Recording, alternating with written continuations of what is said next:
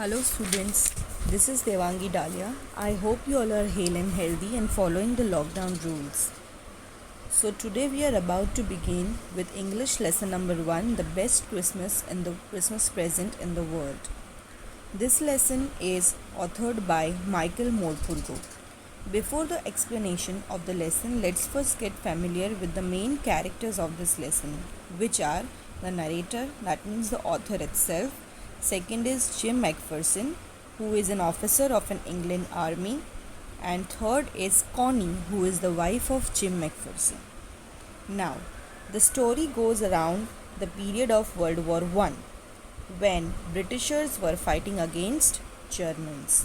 Now, as you can see here on the screen, that before you read is given. In that, it is given that in the historical times there are certain dates or events which are very much significant or important that everybody knows and remembers them, either because something good happened on that particular date or something worst or destructive.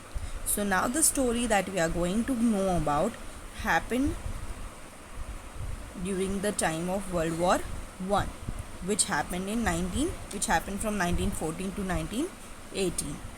Now we'll begin with the story. The story begins with that the narrator of a chapter, he finds a roll-top desk in a junk shop in Bridport. Bridport is the name of a market town in Dorset, England.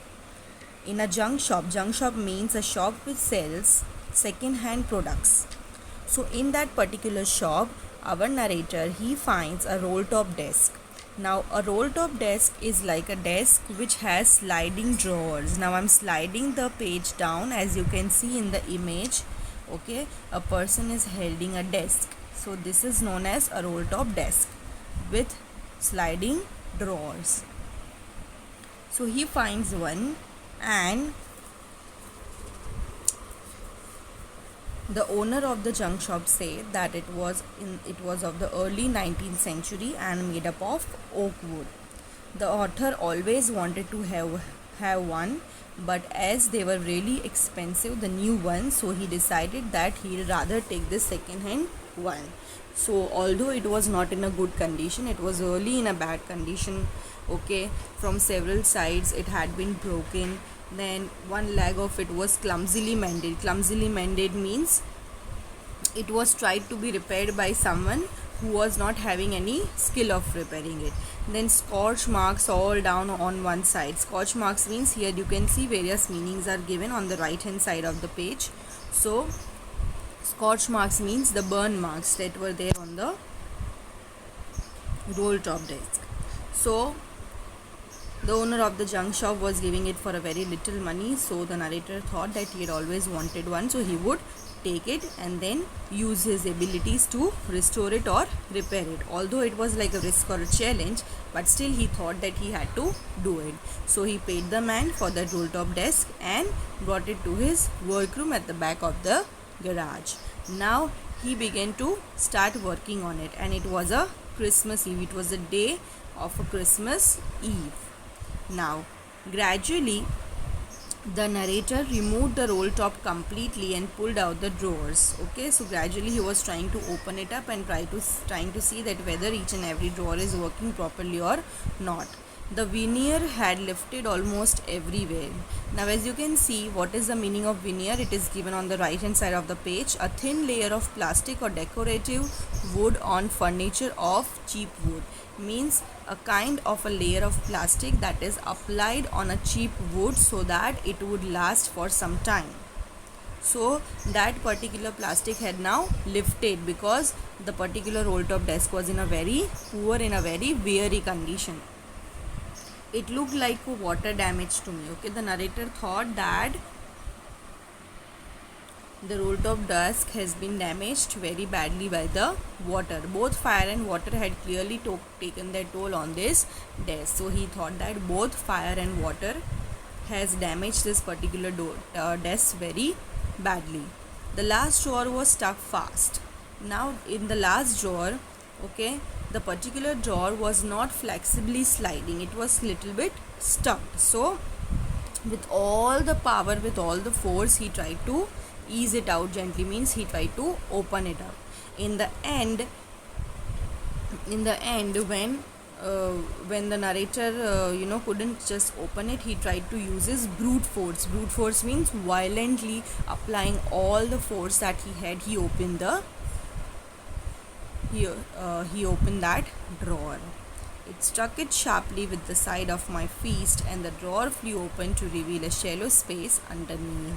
So with that pressure of the fist, of the narrator, the drawer opened it, and then he saw that it was a secret drawer, because in that particular drawer he found a small black tin box. It was sellotaped. To the top of it was a piece of lined note paper. So there was a letter in it, and it was written, Jim's last letter, received January 25, 1915. So on the top of that black tin box, a particular note was written, in which it was written that Jim's last letter, and it was received by probably his wife on January 25th, 1915, to be buried with me when the time comes. Probably this letter must have been received by his wife, and she was of the opinion that whenever this Jim McPherson would return back home, along with her dead body, this particular letter should also be buried. I knew as I did it that it was wrong of me to open the box. Now the narrator was feeling guilty because he was trying to intrude someone's privacy. He knew that he should not read anybody else's letter. It is something private and he should not be doing this. But still he was curious, and because of his curiosity, the feelings of hesitation was overpowered by his curiosity. So he finally opened up the tin box and took out the letter. Inside the box there was an envelope. In that envelope a particular address was mentioned: Mrs. Jim McPherson, 12 Copper Beeches, Bridport, Dorset. That means this was the address of Mrs. Jim McPherson, that is Connie, who was the wife of Jim McPherson, and the 12 Copper Beeches, Bridport, Dorset is the address where she was living. I took out the letter and unfolded it. It was written in pencil and dated at the top December 26, 1914. That means on December 26, 1914, this particular letter was written by Jim McPherson to his wife Connie. Understood, everyone? Now, given below is the comprehension check. You can go through the question and try to answer it on your own. After the end of the explanation of the first and the second part, I will also send you the notes which will be covering certain extra meanings which are not given in the textbook, and as well as the comprehension checks of both the parts, that is part 1 and part 2. So after you've tried to find out the answers on your own, you can go through those question answers. Fine. Now we'll come to the part 2. In part 2 is all about the letter, that what is written in that letter. So now the narrator opens up the letter and he reads it. Now the letter is being addressed by Jim McPherson to his wife Connie. So he has written, Dearest Connie, I write to you in a much happier frame of mind because something wonderful has just happened. So on that day Jim McPherson was really happy. That is why he wrote a letter to his wife Connie, because he wanted to describe something really wonderful that happened on that particular day. Now, as he had gone to fight a war, it was the time of 1914, that is World War I, and he was from England. He was in a war. He was an officer in an England army, so he was fighting against Germans. So now he is sharing his story that they were all standing, means they were all means his army. They were all standing in our trenches yesterday morning. Yesterday means on the 25th December 1914, which was a Christmas day. So they all were standing, the whole army was standing in the trenches. As you can see, the meaning of the trenches is given: long deep ditches in the ground where soldiers hide from the enemy. So they were standing in their place. It was a Christmas morning and it was really crisp and quiet. It was a really beautiful morning for Jim McPherson, as it was cold and frosty, a kind of morning which should be on a Christmas day. Now, so he says to his wife that he was wanting to tell her that Christmas was begun by them, okay, means by the England people, by the Britishers, but the truth that he was ashamed to say that they did not begin it. It was the Germans. Fritz here is a common nickname which is used for German soldiers. So he said that the German soldiers, that means the Fritz, began it. First, someone saw a white flag waving from the trenches opposite. Now, obviously, when a war is going on, the army is at the border of the country.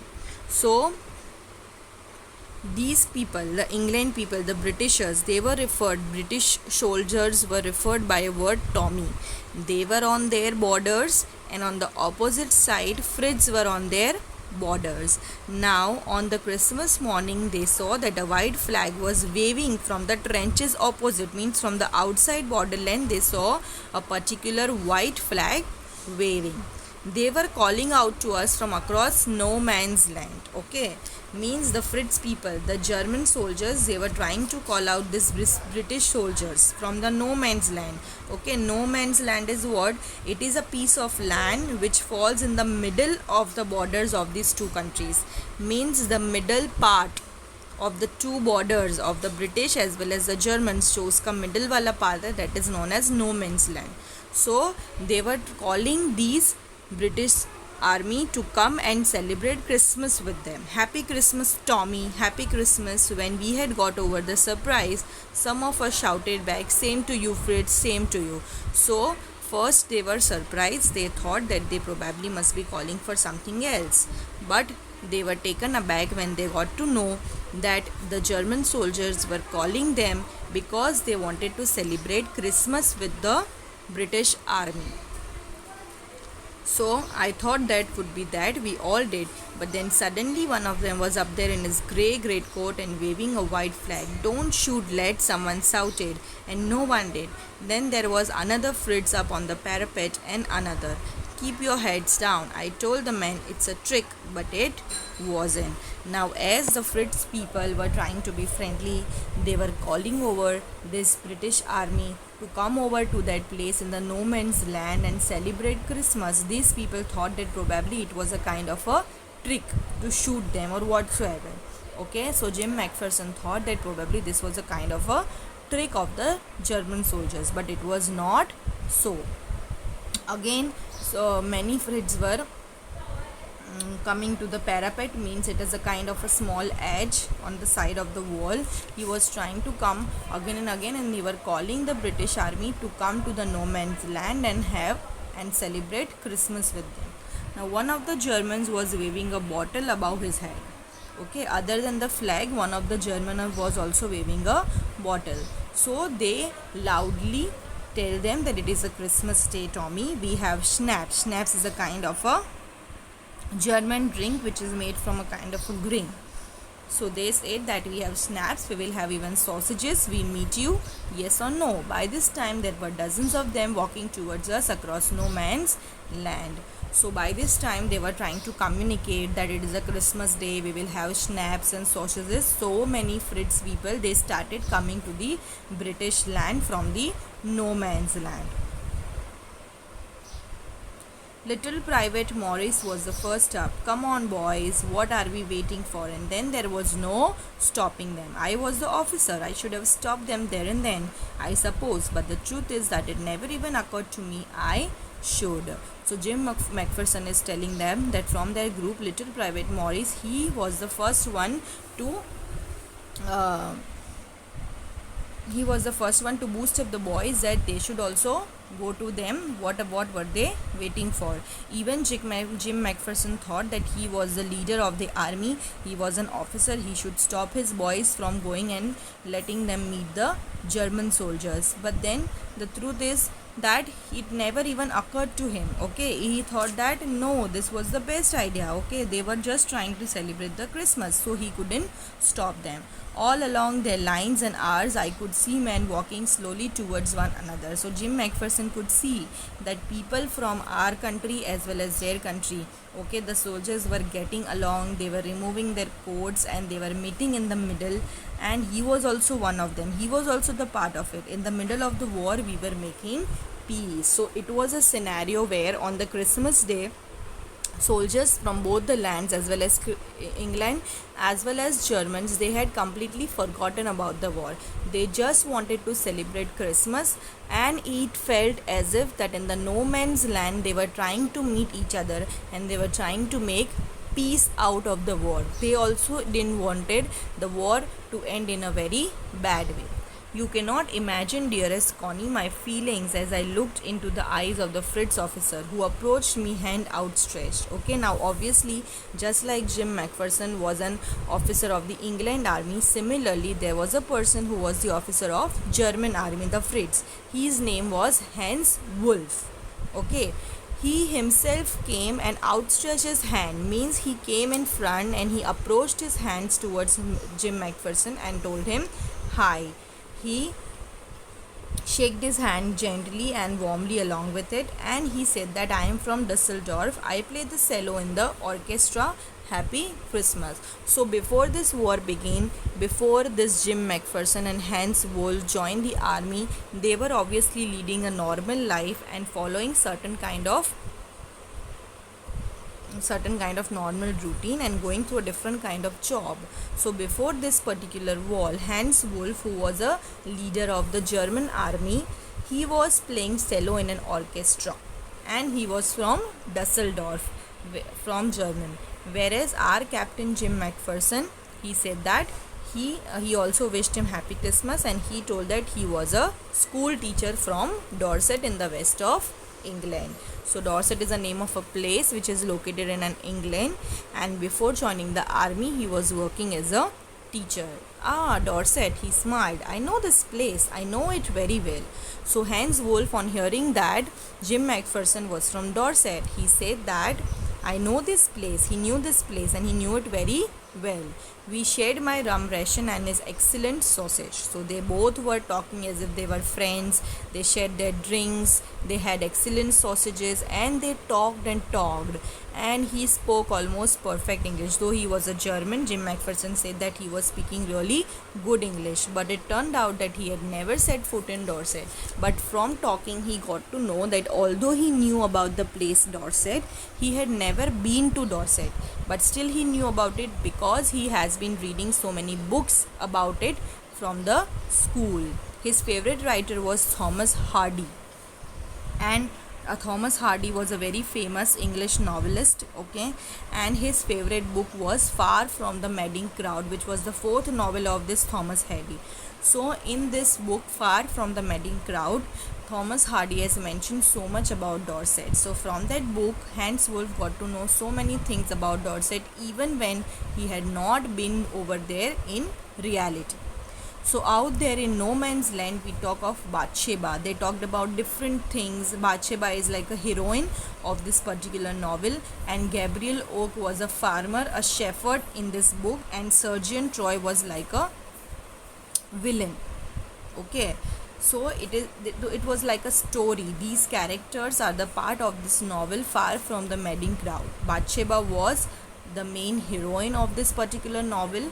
Gabriel Oak, he was a farmer as well as a shepherd, and he was like the hero from this novel, and Sergeant Troy was like a villain, and it was all placed in the Dorset of England.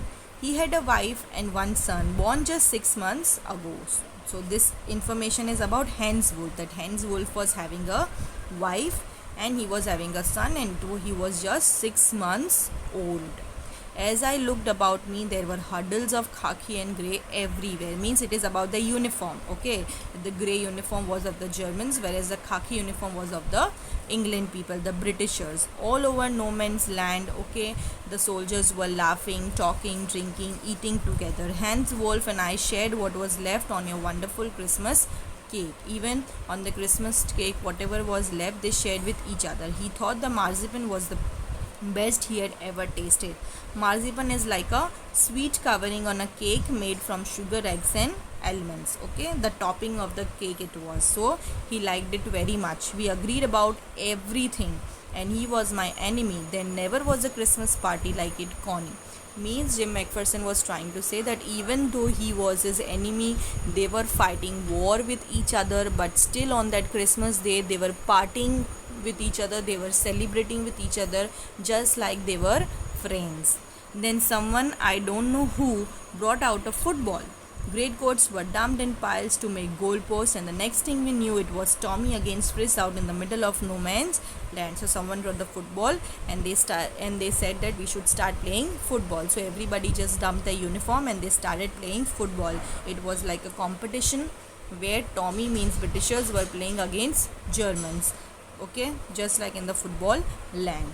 Hans Wolf and I looked down on and cheered, clapping our hands and stamping our feet to keep out the cold as much as anything. So these two main leaders, main officers, they were just like as spectators. They were watching the football happening and they were trying to cheer their team so that the celebration remains intact. There was a moment when I noticed our breaths mingling in the air between us. He saw it too and smiled. Jim McPherson, he said after a while, I think this is how we should resolve this war.